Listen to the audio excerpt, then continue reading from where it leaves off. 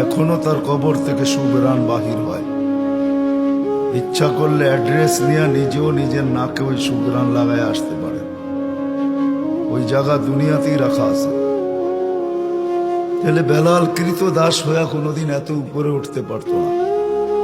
Ethiopia বাড়ি, যে দেশের মানুষগুলো এখনো দেখলে পছন্দ হয় না, আর বেলাল রাদিয়াল্লাহু তাআলা আনহুর বাড়িটা বিলুপ্ত হয়ে যায় নাই, এখনো ঐতিহ্য হিসাবে রাখা আছে।